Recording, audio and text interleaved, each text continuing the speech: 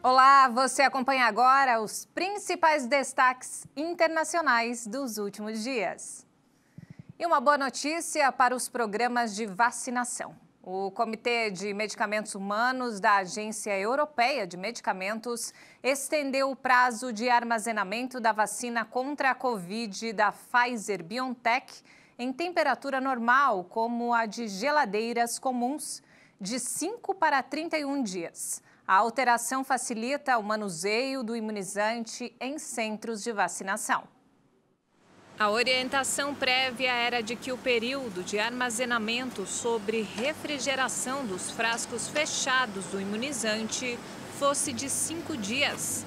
O frasco descongelado tem de ficar entre 2 e 8 graus Celsius. A EMA espera que a maior flexibilidade no armazenamento e na manipulação da vacina tenha um impacto significativo no planejamento e na logística da vacinação. O laboratório alemão BioNTech, que desenvolveu a vacina com a Pfizer, assegurou que a mudança se baseia em novos dados que confirmam a qualidade do produto durante 31 dias.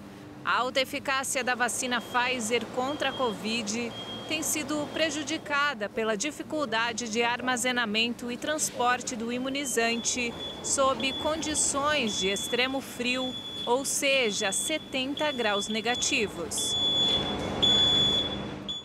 A Organização Mundial da Saúde afirmou que as vacinas atualmente disponíveis e aprovadas são, ao que tudo indica, no momento, eficazes contra todas as variantes da Covid-19. Apesar disso, a entidade pediu pela continuidade de ações prudentes contra a doença, que, de acordo com a Organização Mundial da Saúde, ainda não permite a retomada das viagens internacionais de maneira segura. A maioria de nós ainda está suscetível ao vírus e não foi vacinado.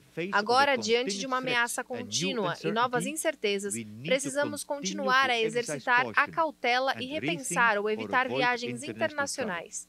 Vacinas podem ser uma luz no fim do túnel, mas não podemos ser cegados por ela. De acordo com dados da Organização Mundial da Saúde, na região da Europa da entidade, que inclui países da Ásia Central, o número de novos casos caiu 60% em um mês e passou de mais de 1.700.000 em meados de abril para 685.000. Kluge insistiu que o continente está na direção certa, mas o aumento da mobilidade nas interações físicas e das reuniões pode levar ao aumento da transmissão na Europa.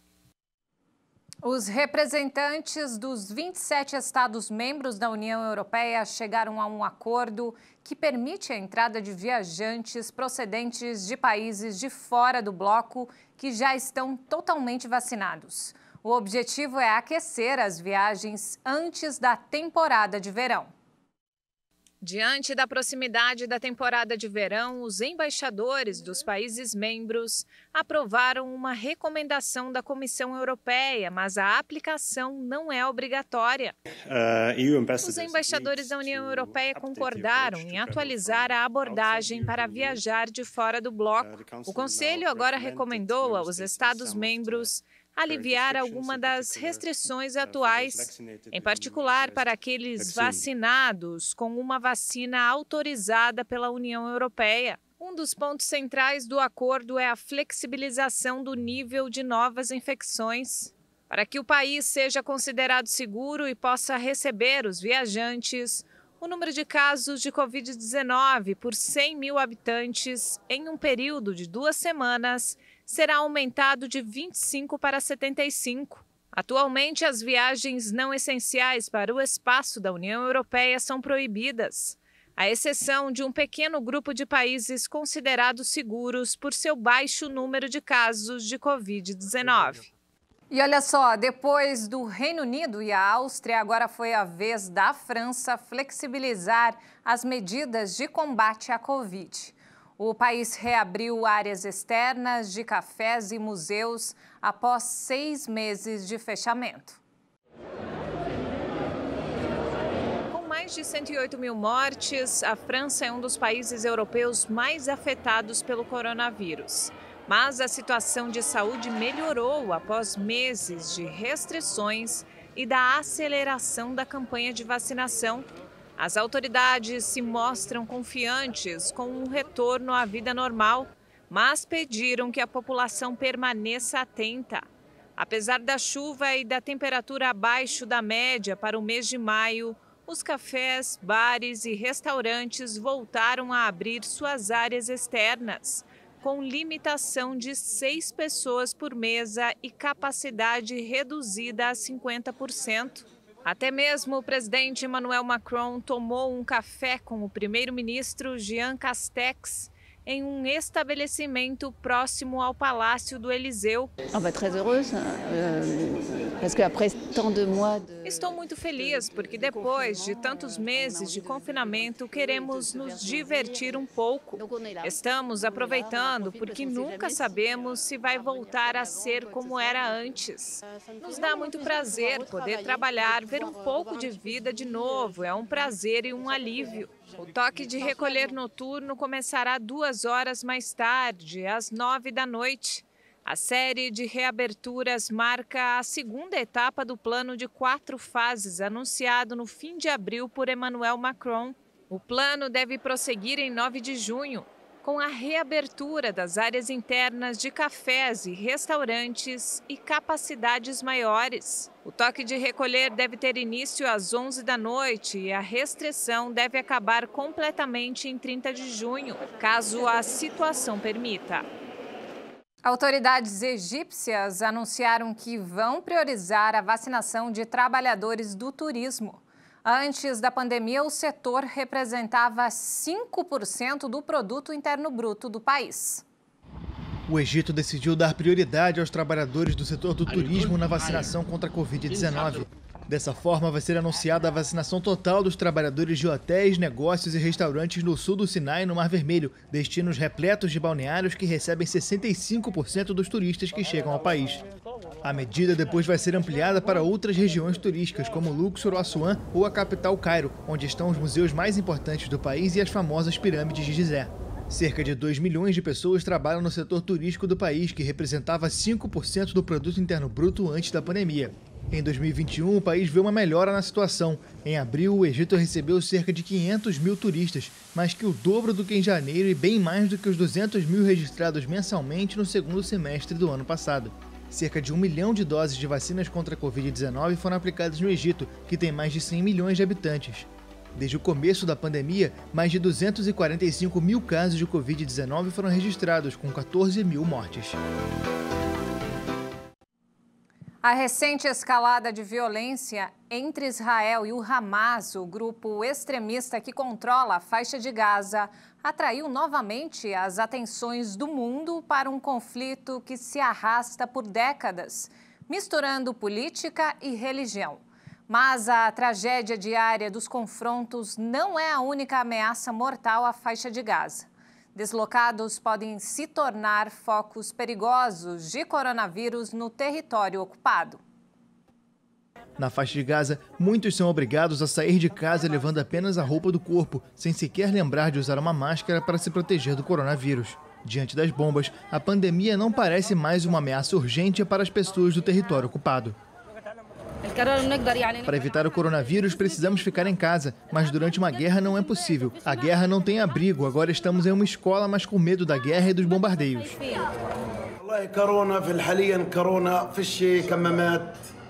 Em relação à situação atual da Covid, atualmente não há máscaras e os infectados já são pelo menos 30 pessoas. Se o Ministério da Saúde vier à escola para fazer testes, 85% vão dar positivo. Há mais de uma semana, bombardeios aéreos castigam o enclave palestino, onde vivem quase 2 milhões de pessoas. O caos tem impacto direto na higiene dos refugiados em escolas e abrigos.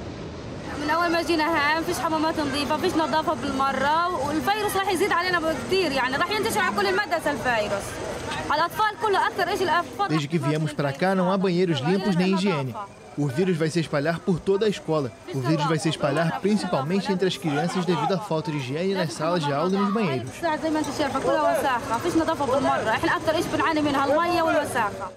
A ONU disponibiliza itens de higiene e água, mas a iniciativa e a quantidade de material distribuído são insuficientes diante da gravidade da situação. Os bombardeios israelenses também causaram danos significativos na infraestrutura sanitária de Gaza. A ocupação israelense teve como alvo o prédio do Ministério da Saúde, bem como o prédio da Clínica Central Rimal na faixa de Gaza, que oferece vários serviços, entre os quais exames de coronavírus no laboratório central.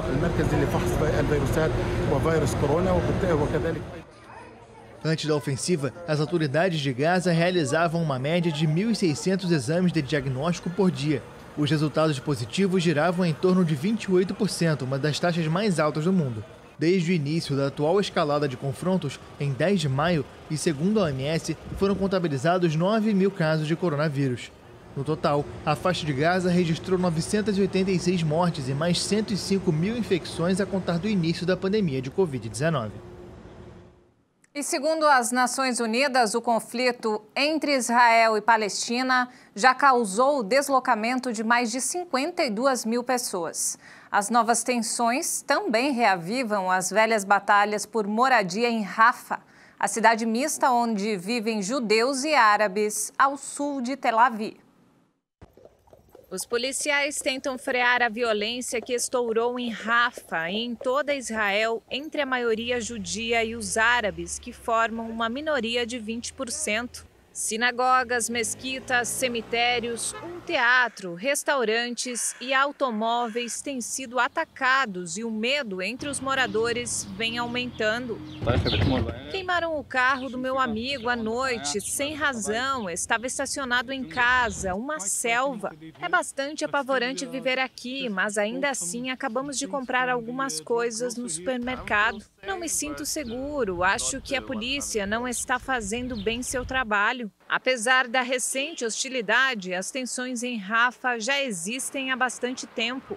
Os árabes pobres são expulsos de suas casas sociais para serem substituídas por apartamentos luxuosos. A família Jarbot, que vive em Rafah a vida toda, tem enfrentado uma batalha desde 2018 com o administrador público das moradias sociais, Amidar, que tenta desalojá-los. A tensão aumentou um dia e os filhos de Etaf agrediram homens que tiravam fotos da propriedade e foram presos. As pessoas aqui estão explodindo, eles começam a atacar sua casa, as pessoas já não podem suportar. Um de nós pode estar sentado em casa e eles vendem e nos tiram. No bairro de Ajami, tiram todo mundo, Amidar tirou as pessoas. Depois de 7 décadas de controle israelense, os árabes de Rafah misturam sua língua com o hebraico e muitas vezes estudam e trabalham na sociedade judia israelense. Mas o custo de vida crescente e a pressão de Amidar alimentam os temores de que os árabes sejam expulsos da cidade. Isso reforça a solidariedade deles com os palestinos de Jerusalém e Gaza, mas prejudica o frágil tecido social de sua própria vizinhança. E ainda falando sobre o assunto, a Organização Mundial da Saúde estimou que 7 milhões de dólares serão necessários ao longo de 6 meses para responder ao agravamento da crise de saúde na Cisjordânia ocupada e na faixa de Gaza, submetida a intensos bombardeios israelenses. Em um apelo de emergência, o escritório da OMS para o Mediterrâneo Oriental estima que o valor é o necessário para uma resposta completa para financiar o envio de suprimentos médicos essenciais para a região. Desde o início da escalada de violência entre Israel e faixa de Gaza, há quase 2 semanas, pelo menos 240 pessoas morreram, a grande maioria do lado palestino, e outras milhares ficaram feridas.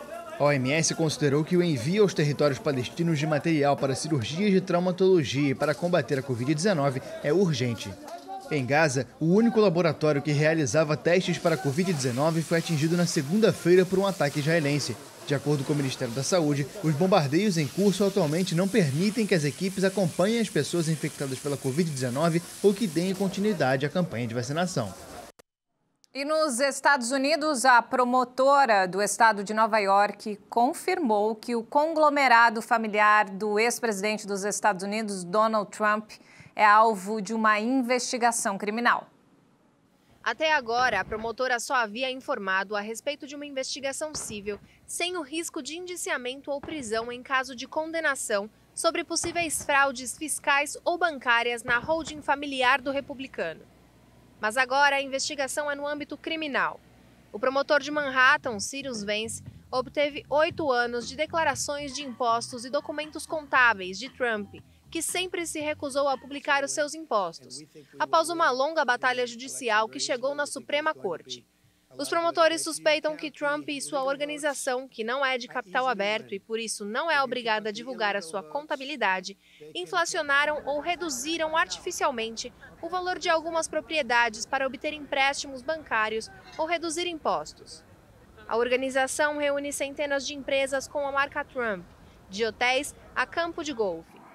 Uma área de 90 hectares no interior do estado de Nova York, seu clube de golfe em Nova Jersey e até a icônica Trump Tower em Manhattan estariam sob os olhos dos investigadores. Uma acusação contra Trump seria inédita para um ex-presidente dos Estados Unidos, que alega que as investigações são a continuação à maior caça política da história americana. E a justiça holandesa determinou que o ex-presidente do grupo automotivo Renault-Nissan, Carlos Ghosn, acusado de fraude, terá de devolver à aliança cerca de 5 milhões de euros, quase 32 milhões de reais em salários recebidos. O empresário tinha entrado com uma ação judicial contra a empresa controlada por uma holding holandesa para contestar o que ele considerou ser uma demissão ilegal e exigiu 15 milhões de euros de indenização, quase 97 milhões de reais.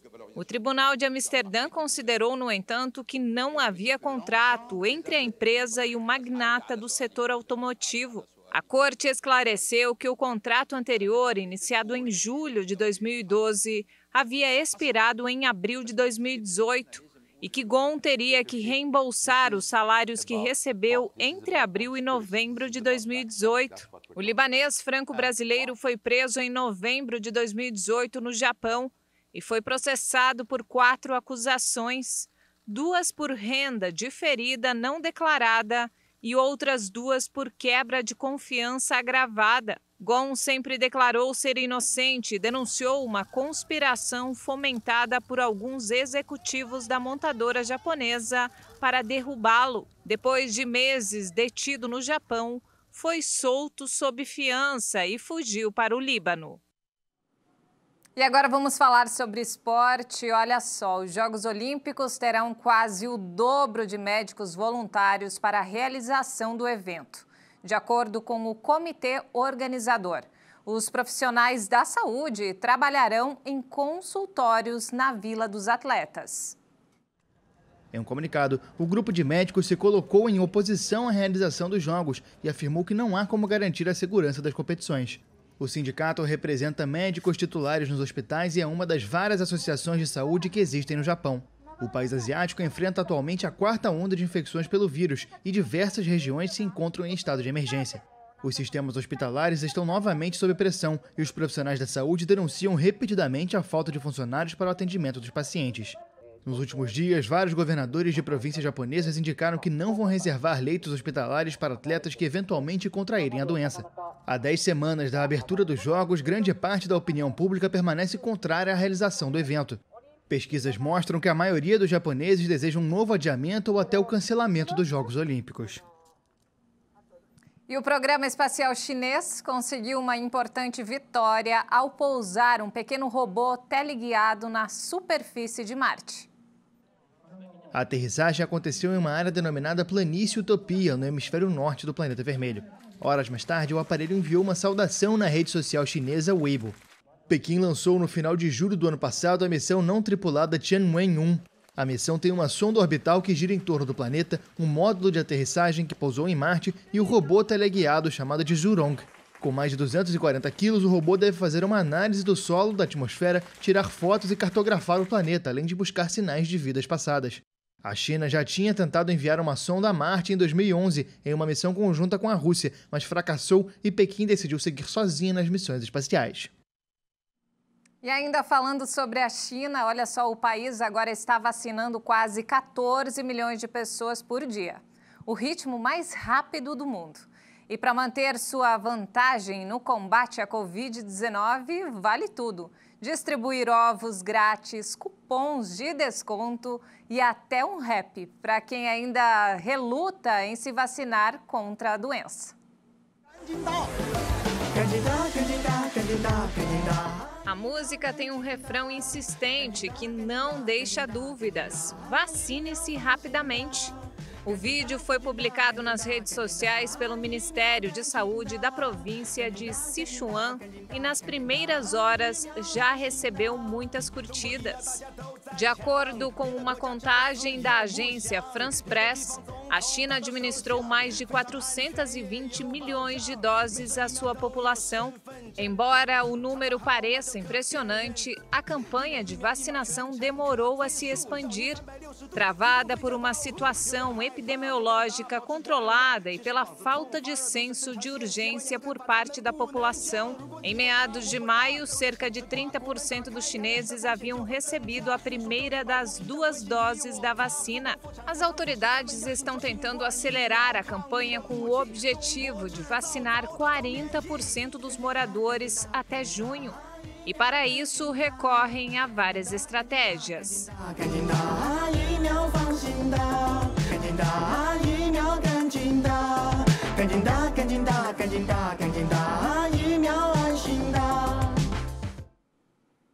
Bonitinha a música, hein? E não temos mais tempo, essa edição fica por aqui. Mais informações ao longo da nossa programação. E se quiser rever nossas reportagens, acesse o canal Hit Notícias no YouTube. Obrigada pela companhia.